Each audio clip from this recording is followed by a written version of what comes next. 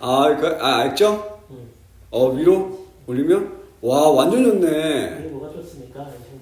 야 역시 강계부 장비가 끝내줍니다. 엄청 조촐하구만 뭐. 안녕하십니까? 네 안녕하세요. 네 반갑습니다. 너무 유튜브 톤으로 안 해도 되고. 예. 안녕하세요. 네. 여기 어디죠? 여기가 어디냐면 서울특별시의 송파구 문정동 메디슨 바이크 송파점입니다.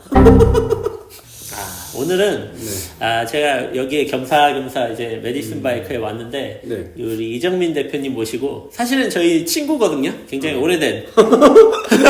뭐 이렇게 제 웃음소리가 약간 좀 이래요. 아무튼 자전거 타다가 이제 만난 친구고 네. 이제 또 이쪽에서 사업을 오랫동안 해온 이 업자죠, 업자. 네. 오늘은 업자를 모시고 이야기를 한번 해보는 시간을 갖겠습니다. 제가 근데 제가 궁금한 게 있는데 네. 어디를 봐야 되죠? 여기 봐도 되고 저를 봐도 돼요. 그래요? 네 마음대로 하면 됩니다. 뭐 어떤 게 궁금하십니까? 네 이름이 뭔지 일단 자기소개 좀 부탁드립니다. 네. 안녕하세요. 저는 BMWX를 이렇게 창업해가지고 한 이제 14년 정도 이렇게 운영하고 있고요. 이름은 이정민입니다. 만나서 반갑습니다, 여러분. BMWX를 아시는 분들은 굉장히 잘 아실 거고, 지금 요즘에 입문하신 분들은 아마 잘 모르시는 분들도 있을 거예요. 맞습니다. 이게 약간 BMWX 이름이 고인물 탐지기라. 맞아. 이게 사이클 한 10년 정도? 한 10년에서 한 5년 정도 과거에 타셨던 분들은 그래도 이제 들어보시거나 아니면 제품을 써보셨던 분도 계시고 최근 한 5년 사이에는 아마 없을 가능성이 좀 큽니다. 그럴 수 있지. 옛날에는 BMWX는 굉장히 이제 진정성 있는 제품이고 국내 제품이고 아이디어가 이렇게 들어가 있는 이런 것도 있네? 이런 제품으로 좀 알려져 있는. 네, 그때는 제가 좀 젊었고 좀 더 많이 생각도 하고 그러다 보니까 아마 또 초창기에 라이더들과 같이 라이딩 하면서 필요한 것들을 요런 게 있었으면 좋겠다. 그런 것들을 조금 이렇게 모아서 제품을 만들다 보니까 아무래도 같이 타는 친구들이 되게 좋아했던 것 같아요. 맞아요. 진짜 BMWX는 지금도 뭐 사실 자전거 이렇게 어디 타는 사람들 보면은 종종 많이 걸려 있고 가장 사랑받았던 게 공구통, 지갑, 툴캡슐, 툴캡슐 거의 약간 그냥 국민템이었던 것 같아. 네, 그 당시에 자전거 타고 나가면 사이클에 다 하나씩은 달려 있었던. 그치. 네. 그거 아니라 그냥 플라스틱 박스 캡슐이면은 이걸로 바꿔라 하면서 이제 맞습니다. 얘기까지 했던 이게 진짜 편하다라고 했던 지퍼 방식의 이 공구통 굉장히 히트쳤던 제품이죠. 그것뿐만 아니라 이제 핸드폰 거치대 이런 것도 많았고 굉장히 잘 썼습니다. 감사합니다. 감사합니다. 요즘에는 그러면 이제 BMWX도 계속 출시는 하고 있지만 요즘에 더 힘을 쓰고 있는 제품은 뭔가요? 계속 이제 BMWX는 만들고는 있어요. 만들고 있는데 예전처럼 집중은 못하고 있는데 그 이 중에 하나가 저희가 이제 과거 한 4년 전부터 저희가 이제 완성 자전거 비즈니스도 같이 하고 있는데 이제 아무래도 이게 좀 손도 많이 가고 스페어 파츠 이런 것도 준비도 많이 해야 되고 또 홍보도 해야 되기 때문에 그런 부분에서 완성 자전거 비즈니스 집중하고 있습니다. 완성 자전거가 바로 이 자전거. 메디슨, 그다음에 코나. 소개 한번 해주시면요. 메디슨 바이크를 먼저 소개를 간단히 해주시면. 메디슨 바이크 같은 경우에는 여러분들이 이제 누구든지 이게 타기에 편한 자전거. 그러니까 우리가 비싼 자전거들은 아니에요. 대부분 한 30만 원부터 한 7, 80만 원대가 좀 많고요. 어른들이 좀 선호하는, 성인들이 선호하는 디자인들이 좀 컬러라든지 그래픽, 데칼 이런 것들이 들어가 있고 스펙도 우리나라 사람들이 많이 좋아하는 것들 위주로 이렇게 구성되어 있고 그래서 입문하실 때 많이들 지금 선택하고 계신 브랜드입니다. 한마디로 가성비템이다. 그러니까 그 옛날부터도 이 자전거 좋은 제품을 직접 만들었다가 지금은 이제 좋은 제품을 수입해서 유통도 하는 그런 이정민 대표입니다. 그렇네요. 네, 맞습니다. 맞습니다. 어떻게 보면 고가 라인의 자전거 시장, 아예 저가 라인 자전거 시장, 중간 영역을 담당하고 있네요. 네, 약간 허리 부분을 좀 이렇게 채워 나가자. 미드필더. 미드필더. 자전거 신의 코어. 네, 맞습니다. 여러분 지금 운동해야 됩니다, 여러분. 실제로 자전거를 제일 많이 타는 자전거는 뭔가요? 제일 많이 타는 자전거는 이게 약간 시점마다 좀 달라요. 뭐 계절이라든지. 근데 최근 뭐 가을부터는 폴딩 미니벨로 많이 타고 있습니다. 아, 대중 말고 너. 저요? 제가, 이제 너 네. 물어보는 거야. 제가 뭐 이게 뭐 1년을 뭐 통계 내긴 좀 어려운데 제일 많이 탔던 거는 MTB 아니면 폴딩 미니벨로. 그다음에 제일 비중이 적은 거는 요즘에 이제 사이클. 네, 사이클. 그러니까 저랑 처음에 만났을 땐 사이클 타면서 만났는데 네. 지금은 이제 사이클은 좀 안 타고 네, 맞습니다. 이제 MTB를 더 즐겨 타고 라이프 네. 스타일에서는 미니벨로를 이제 잘 많이 타시는 것 같아요. 네, 맞습니다. 제가 이렇게 왜소하게 보여도 제가 익사이팅한 걸 좋아해가지고 약간 탁 산에 가서 팍. 그다음에 이제 편하게 탈 때는 사이클은 아무래도 뭐 갇혀 있고 준비해야 되는 것도 많고 또 배도 나와가지고 그래서 좀 편하게 예, 이제 뭐 미니벨로 타고 뭐 이렇게 카페 가거나 아니면 한강 가서 이게 좀 한 20-30km 타고 오고 예, 이런 걸로 만족하고 있습니다. 그렇게 바뀌게 된 계기나 뭐 이런 거가 있나요? 아니면 진짜 있어요. 뭐죠? 뭐냐면 제가 사이클을 우리 같이 많이 탔었어요. 친구들과 같이 타고 제가 뭐 옛날에 많이 탈 때는 하루에 뭐 400km도 타고 서울에서 부산 뭐 이렇게 가는 것도 하고 근데 제가 이게 사이클을 쭉 타다가 한 5-6년 탔나? 이렇게 진짜 집중해서 5-6년 탔는데 어느 날 이제 한강을 이제 타고 이렇게 쭉 돌아오는 길에 제가 일 생각을 하고 있더라고요. 회사 일. 막 제품을 어떻게 만들까, 또 이거 어떻게 팔까, 뭐 이런 고민들. 그러니까 한마디로 자전거 타는 시간이 약간 일하는 시간하고 겹쳐버린?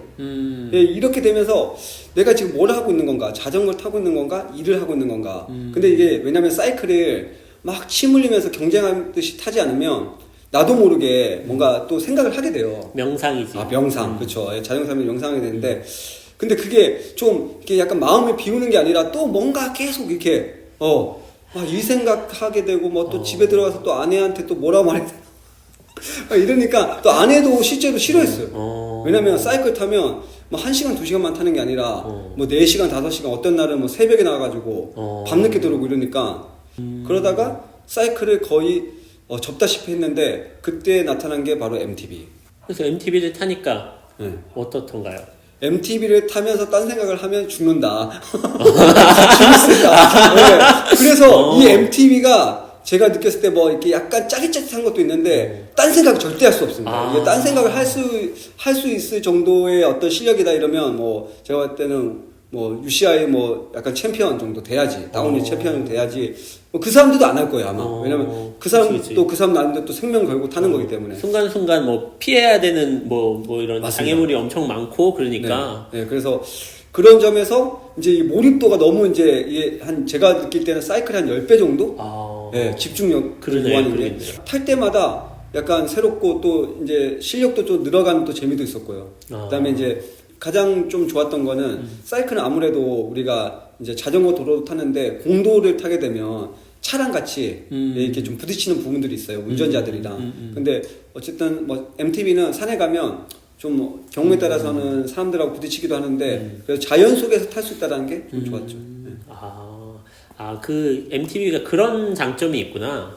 매력, 장점. 그치. 그러니까 시간 소요도 사이클보다 좀 줄고. 그쵸. 1시간만 타도 약간 혼이 나갈 정도로 이렇게 딱 재밌게 탈 수 있는 거. 근데 단점도 있어요. 뭐죠? 이게 이제 어찌됐든 산 옆에 살지 않으면 이렇게 산이 있는 아니면 이런 어떤 트레일이 있는 데까지 또 가야 된다는 거. 보통은 이제 또 자동차에 싣고 가야 되니까 그쵸. 그런 조금 노력이 필요하죠. MTB를 타는 거는 나는 그 옛날에도 궁금했던 게 MTB는 어디서 타냐? 갈 수 있는 산이 그렇게 정해져 있는가? 맞습니다. 그런 것 좀 그냥 간단하게 설명해 주세요. 아니면 진짜 초보자는 그냥 어디 가서 타는 게 가장 편하다 이런 거. 네. 내가 MTB 바로 샀어. 그러면 나 어디 가서 혼자 타고 싶어요. 그러면 어디 보낼 거예요? 자, MTB를 사가지고 어디서 타야 된다. 그럼 여러분 한강에 가십시오. 그럴 거면 로드 타지. 그래서 MTB를 많이들 안 타는 것 같아요. 그 얘기를 내가 원한 게 아니고 어디 저번에 나한테 얘기한 거 있잖아. 어디 가서 타라고. 보통 파크 간다. 뭐 이런 얘기나. 오케이. 타는 산 뭐 딱 정해진 데 있지 않습니까? 그렇죠. 다시. 다시 안 가. 이거 다 살려. 다 살려? 근데 왜냐면 이제 MTB를 샀는데 바로 산에 가기가 쉽지가 않아서. 위험해서? 그러니까 왜냐면 사이클을 샀다고 해서 내가 이제 막 우리 저지 있고 비비 있고 막 저렇게 이게 영상 보듯이 막 탈 수 있냐? 그게 아니거든요. 맨 처음에 우리가 이제 자전거를 입문했을 때 만약에 로드바이크로 입문했다 이러면 공원 같은 데서 충분히 연습이 필요해요. 네. 맞아. 네, 넓은 데서 이렇게 자기가 이렇게 자전거랑 좀 익숙해지는 시간. 내 몸이 자전거랑 좀 템포가 맞아야지 이제. 네. 그래서 MTB를 사가지고 산으로 바로 간다? 그러면 좀 위험할 수 있고 일단은 자전거에 좀 적응을 해야 돼요. 그러면 한강에 가서 뭐 한강 냅다 달려라 이런 뜻이 아니라 한강에 가면 둔치도 있고 약간 이렇게 계단도 있고 몇 가지들이 요소들이 있어요. 그런 데 가서 자전거가 내가 이렇게 탔을 때 이 서스펜션의 움직임이 어떻게 들어갔다 나왔다 하는지 자전거의 감각을 익혀라. 그렇죠. 네, 그런 시간이 좀 필요해요. 근데 냅다 지르잖아요. 산에 가서. 그러면 사고 납니다. 그렇구나. 네, 그래서 근데 이 적응을 하고 난 이후에는 이제 주변에 이제 갈 산들이 보여요. 이제 검색해 보면 내 주변에는 이런 데가 있구나. 그리고 또 우리가 이제 봄부터 가을까지는 이게 리조트들이 스키장을 이제 운영을 안 하잖아요. 거기가 이제 MTB 파크로 바뀝니다. 네, 그러면 그런 데들이 웰리힐리 파크, 뭐 지산, 그 다음에 용평, 그다음 알펜시아 이런 데들이 다 그렇게 운영을 해요. 그럼 거기 가서 돈 내고 스키 타듯이 자전거 딱 걸고 올라가서 내려오는 것만 또 할 수 있고 그런 장점이 있죠. 스키 타고 그 거는 게 리프트에 태워서 이제 올라갔다 내려오는 거죠? 네, 그때 영상에서 우리 금개구리님이 지난번에 그 툴레 행사할 때 웰릴리 갔었잖아요. 거기도 MT 파크를 운영하고 있습니다. 그래서 저는 그 영상 보면서 난 저기 가서 그때 그 루지 탔죠. 루지 타면서 막 이러는데 제가 우리 금개구리 한번 MTB 태워주면 진짜 좋아할 텐데. 네. MTB 너무 안 무섭습니까? MTB가 무섭기 때문에 재미가 있습니다. 근데 이게 내가 컨트롤할 수 있는 이제 약간 위험이라고 느껴지잖아요. 그러면 재밌어요. 근데 내가 컨트롤할 수 없는 루지가 만약에 내가 컨트롤할 수 없다고 생각해요. 그러면 그때부터 공포를 느끼죠. 근데 내가 컨트롤되고 어느 정도 이게 알잖아요. 우리가 어느 정도에서 브레이크도 걸 수 있고 뭐 이런 게 있으니까 MTB도 자기가 탈 수 있는 실력에 맞는 코스에 가서 실력에 맞게끔 타면 안 다치고 재밌게 탈 수 있습니다. 그리고 같이 이렇게 좀 같이 탈 수 있는 사람들하고 같이 가야죠. 근데 한강은 이제 그냥 우리가 잘 알고 있으니까 그냥 얘기한 거고 한강이 아니더라도 집 주변이나 공원 같은 데서 이렇게 편하게 어떻게 보면 이 미끄러지는 거에 대한 이 두려움을 좀 극복해야 돼요. 사이클은 미끄러지면 어떻게 되죠? 낙차하죠. 슬림 나면은 진짜 그냥 위험하죠. 네. 근데 MTB는 미끄러지는 게 용납이 되는 스포츠입니다. 그러니까 지난번 식스님 계속 미끄럼틀 타더만. 직직직직해요. 그렇죠. 근데 그게 잘 타는 사람도 그렇게 타지만 잘 못하는 사람도 적당한 그 느낌을 느낄 수가 있어요. 네. 그리고 여러분 저는 MTB 선수가 아니기 때문에 제 말을 맹신하시면 안 됩니다. 좋은 MTB 코치와 맞습니다. 다 듣지 마십시오. 쌈입니다. 허당 이정민 채널. 네, 괜히 허당이 아니라 제가 이렇게 배워가는 나이죠. 인생도 배워가고 자전거도 배워가기 때문에 제가 허당 이정민입니다. 그러면 그때 그래블 바이크 타시잖아요. 그렇죠. MTB 유저가 보는 그래블 바이크는 어떻습니까? 그래블 바이크가 참 매력이 있어요. 누구한테 매력이 있냐? 사이클 타는 사람들한테 매력이 있어. 맞습니다. 그 포인트입니다. 근데 그 말은 본인은 매력 없다는 얘기야. 아니 그게 아니라.